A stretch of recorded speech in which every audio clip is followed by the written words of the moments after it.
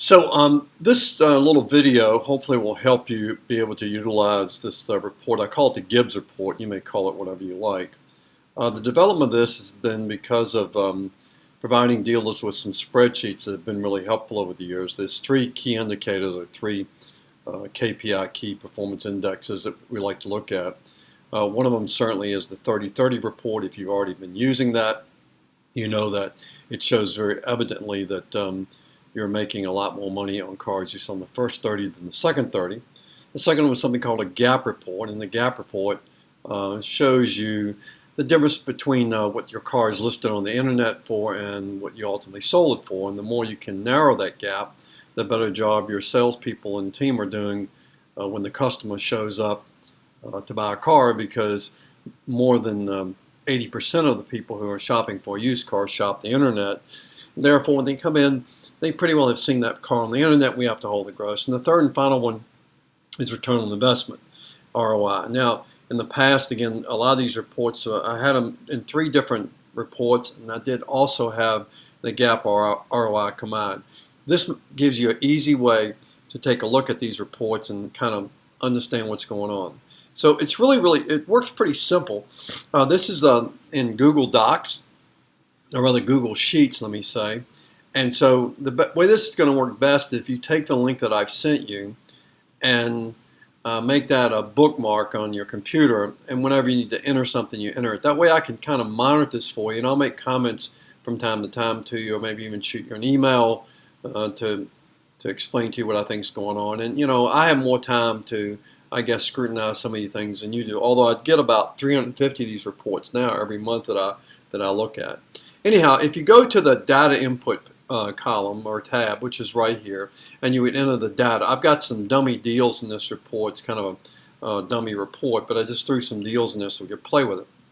But before I go further, I want to show you that if you're not interested in logging the whole deal, this one here, I put in just the stock number, the sale date, and the cost of the car, and the front gross and the days in stock. Therefore, the only report that's going to show up for that car is the ROI. So if you say, look, I don't want to look at, I'm not worried about looking at 30-30, I'm not worried about the gap report. If you just enter those 5 items, you'll be fine. It would be nice though if you went ahead and put the customer's name and the salesperson's name in. And if you put the internet price, because you know what you just sold it for, and the transaction amount, then it'll calculate everything for you. And from this report, once you enter that data, and these are the pieces you should enter, once you enter that data, you can now go look at different things. So here's the 30-30 report. And the 30-30 report for this bogus dealership, the under 30 days old, the deal is averaging $2,100. Over 30 days old, the deal is averaging $750. There's a difference of $1,350. Here, total front gross was $4,200, and on under 30, and over 30 was $45. The reason is we got so many more deals over here, which that's not really what you want. What you want to do is have more deals on this side than this side. If you want to figure out kind of where you're heading as you think about 30-30 in terms of your gross profit, if you take a look at your current inventory today and a high percentage of your units are already over 30 days old, then you're probably going to not have such great grosses as you move forward. And then down here it shows you the percentage of cars that you're currently selling that are under 30 and over 30, which kind of ties in a little bit with what I just said. And again, this is backwards from what we'd like to see it. Then if you go to the gap report, it's going to show you here all the various transactions. And remember that last deal I talked about, I didn't include all the information. That one doesn't have a gap because for whatever reason you may have decided you don't want to track it. I just want to be able to show you that. And by the way, as you go to each of these reports, let me back up a second. Each month, all you have to do is to click on this drop-down box and pick the month you want to be in. You'll have to do that or it's not going to show anything in that month. It'll be showing it for, if you get to July, then it's going to be showing everything in July or what have you. So here's your gap report, coming back to gap.